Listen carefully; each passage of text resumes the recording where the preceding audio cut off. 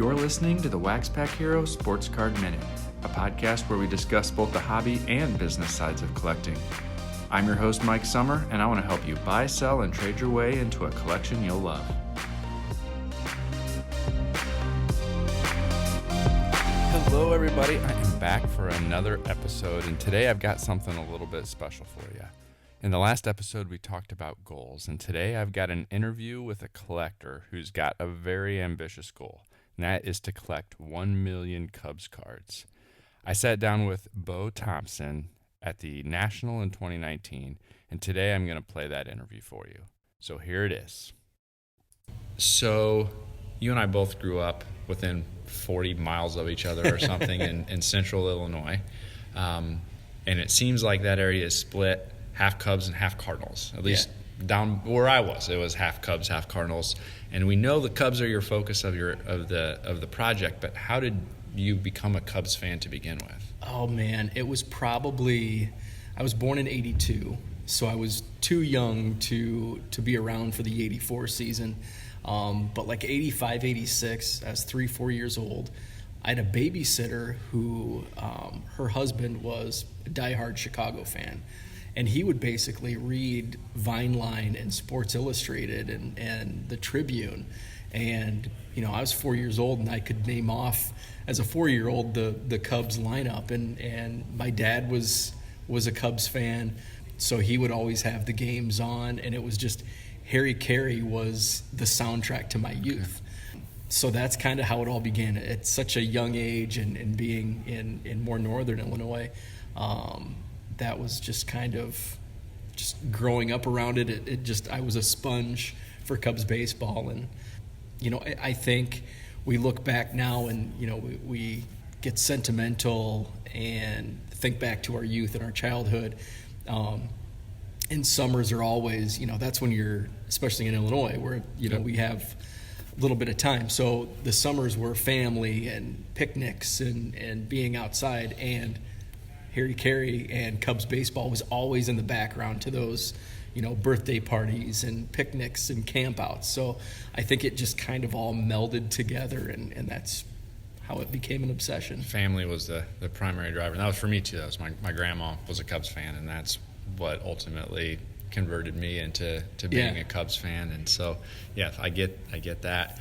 And so what you had mentioned before that you used to collect more things, you know, a broader range. You had a different focus of your collection. What was the inspiration to get that focus narrowed into the current project of going after 1 million Cubs? You know, I think the ultimate, you know, light bulb moment was, I buy a lot of collections, and I think you do the same. Yeah. Craigslist, Facebook Marketplace, and I had, you know, acquired over 1 million trading cards of all sports and non-sports. And many of those, you know, you buy some of these and, you know, 90% is going to be 80s and 90s, the junk era. You can't sell it. So I think once I got to that point, I realized that, what am I going to do with these? You know, I'm a collector. I'm not going to throw them away. Mm-hmm. You know, I donated some, give some to the neighbor kids, but I, in the past, have done bulk trades, and dating back to the 90s out of the back of Tough Stuff magazine. Yeah. So I'd done some bulk trades, so I figured, hey, I can sort these out, and I have several thousand Yankees cards. I know there's Yankee team collectors. So that's kind of the inspiration behind the actual project, was how can I get rid of all of these cards and get something in return that I like. Yep. So it just it's kind of how it spawned. And 1 million just because it's a big number, or it's a big audacious goal? It's a big number. It's a good milestone, and that's basically how many cards at the time I started. That's probably how many cards total I had. I got it. Yep. So it was kind of like, I'm going to flip these 1 million cards for 1 million cards. And since then, that was in December 2017, I've probably acquired another 1 million in the last 2 years. Yep. So, which makes for good trade bait. I don't have to dig and, okay, sorry, I don't have 1,000 Pittsburgh Steeler cards. Right. Now I do. So you're a couple years into the process, or a year and a half or 2 years into the process. What has surprised you about the project so far? That I have continued to do it. Throughout my card collecting, I have been ADD with my purpose in collections. I haven't in the past stuck to, a certain collection. I'll get bored with it. Sure. So I've had several different collections throughout. I think with this, it's fun, and it's kind of brought me back, and I wrote a story about a year ago on the blog about how I've kind of rediscovered the joy of collecting that we all had when we started in the hobby. And then just the feedback, meeting people, meeting you, and the About the Cards guys, and there's so many people on social media that you interact with so often, and that's another facet. There's just so many facets to the project that I enjoy. Obviously, the acquiring Cubs cards is fun, right? And seeing them come in, but then on the other hand, helping other collectors and seeing their happiness when they get a card that, oh, I can't believe you sent this. I never saw this, because I know how that feels when I see a Cubs card come in my mailbox. Like, oh, this is awesome. So just sharing that trade.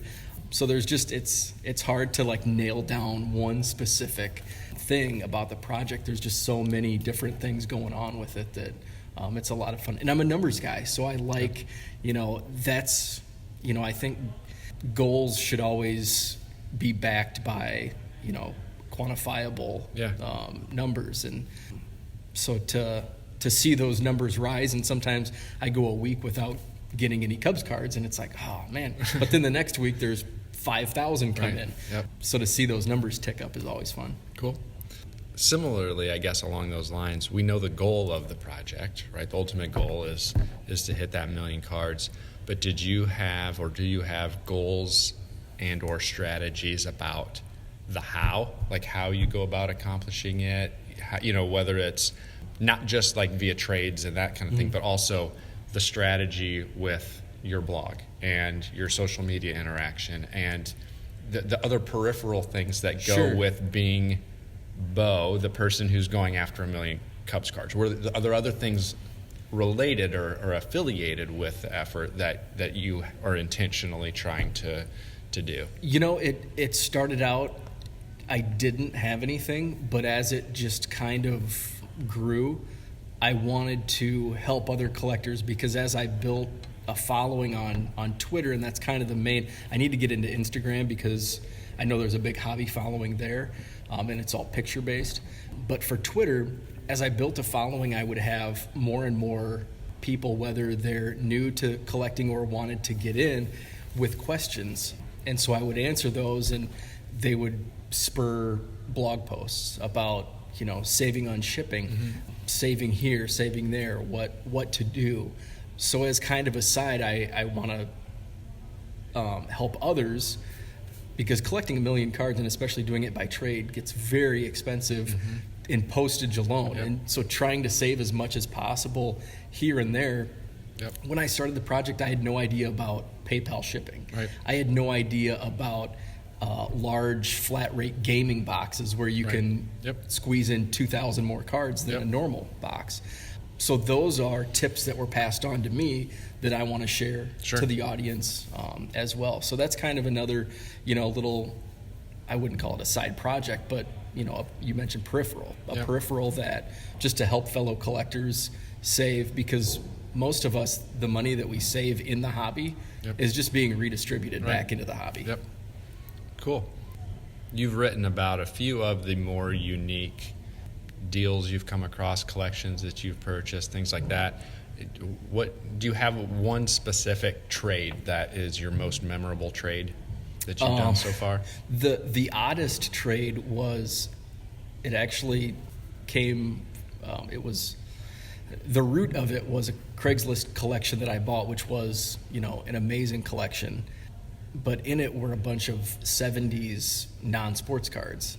And there was one box specifically that was basically just junk cards. And I've already gone through and I've had to throw away some of the cards because they're just in terrible beat-up condition. there was a row of, I don't know what, Planet of the Apes cards or something from the late 70s, like 78, 77. And there was a piece of gum stuck. It was a Topps card. So there was a piece of gum stuck to the back. And I took a picture. It's unique. So I took a picture of it, posted it on Twitter. And within 10 minutes, I had somebody that wanted to trade for it.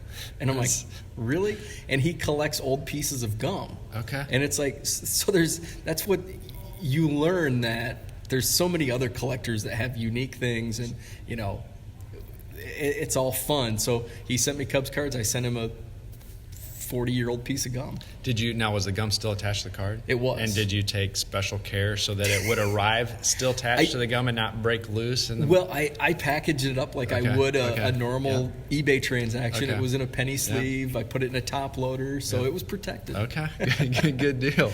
Good deal. So what do your friends and family say about this project?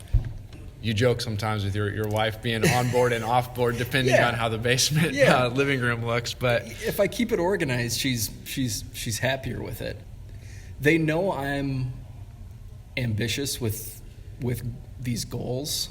It's not the first crazy goal that I've done. When I worked in radio, would have been in 2010, I broadcast high school basketball games in Illinois, and I set out to, one year, like in 2009, I'd broadcast, or 08, I broadcast like 92 basketball games through the course of the season, and I thought, I'm going to go for 100. So I did the following year, and I blogged each game that I broadcast, and kind of the background, the stories, the people I talked to. So it's kind of a personal interest piece along the journey to broadcast 100 games. So I did, I think, 112. So then I'm like, well, I'm going to do 150 in 2010-11, which is, in the scope of things, is similar to collecting 1 million baseball cards, because 150 basketball games over the course of a season comes out to average between 9 and 10 broadcasts per week. And obviously there's no games on Sundays. Right. You have holidays in there. So that's like, on average, I had to broadcast, 1.5 games per night, which usually there's only one game per night. So I had to do 6 game shootouts.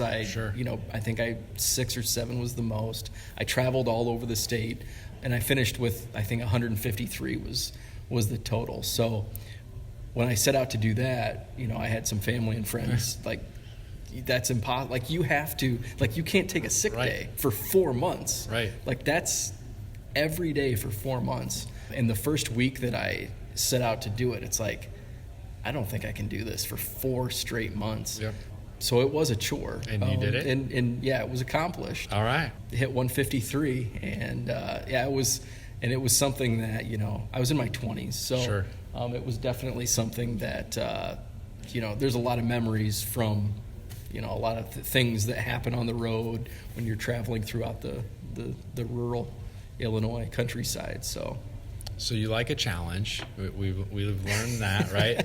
You're about a third of the way through it, a little over a third of the way now? Almost to a third. Almost to a third. Yeah. So about a third of the way through it, year and a half or so into it, right? Yep. What have you learned about yourself along the way? I think I've learned, boy, that's a tough question. What's the saying? I can't think of the saying. Jack of all trades, master of none. Mm-hmm. I think I've improved on things. I haven't mastered anything. Mm-hmm. I've learned a lot about social media. Mm-hmm. I've dug more into the analytics of social media, and I'm a marketing major, so that's kind of always been something that I've been interested in. Organization, I've continued to be very disorganized, but I've improved on my organization. My wife will probably disagree, because she is like Mrs. Organized. So I think I've improved on some of those things, just to streamline and being more efficient. I've learned more about, savings and, the value of $1. Right. I mean, especially when you're dealing with volume, because along with this, I have an eBay store and sell, dollar cards, $2 cards. So just being streamlined, efficient, and organized. Yeah. It's good. It's one of those things. So even though, despite your new shelf system in the basement, there's still some growth that can come from organization. That's good. I don't know. I guess this one is more not so much a specific question because it was more of a thought that I was having as I was preparing for this. I was just kind of curious your take on it, but I had kind of noted down. It said sometimes it seems like we in the hobby community are like a band of misfits. like there's in the internet with all the social media, the rise of social media has allowed some of us to connect in ways that we otherwise wouldn't have. If it weren't for social media, a lot of us would be one or two offs in our own absolutely little niches, and it seems like social media's and the internet have provided a mechanism for connecting some like-minded folks, and then coming to the national does the same thing. Mm-hmm. And so I was curious, we've talked over the last couple of days, it's kind of like, I think you made the comment even yesterday, it seems like I've known some of these guys forever, even though it may have only been for months or whatever, but just from those interactions, even though we've never met face to face. And that got me thinking about just, if it weren't for this, there's a LCS, and I know a few guys there, but not, even those guys have different focuses or different mindsets around things. And so I guess that was kind of leading to, have you, since you started to get connected online, doing some of this kind of stuff, how does that compare to, do you have other local people that you interact with, that you collect with, that you have those conversations on, or have some of these relationships really, like, has that created the community aspect of collecting for you now as an adult? I think it's a larger community now with the internet, where I'm in Madison now, and I've only been there 5 years, and so I know some people in the area, but I don't have a close connection with anybody in my area now. When I was in Illinois, I worked at Western at WIU, and Dave, the guy that I'm here with, and we go to the Cubs convention and card shows. We've set up at card shows. So he was in town. I had a friend, Kyle. He's moved to Minnesota now. So he's more into the memorabilia, but he dabbles in cards too. And then there were probably a couple other guys. So we had like a small group when I was in Illinois. I don't have that in Wisconsin, so that's kind of why social media has been, my outlet to, to building these connections in the hobby. Cool. Well, there you have it. I hope you enjoyed the conversation with Beau. It's been great getting to know him a little bit better over the last several months. And if you want to follow along on his progress, you can go to 1millioncubs.net or follow him on Twitter at 1millioncubs. I'd also appreciate it if you took a second to subscribe on your podcast app of choice. You can visit WaxPackHero.com for more great articles, as well as the full archive of podcasts. Also, if you'd like to sponsor the show, feel free to send me a message on Twitter at TheMikeSummer, or you can send me an email at WaxPackHero@gmail.com. Thanks, and I'll catch you next time.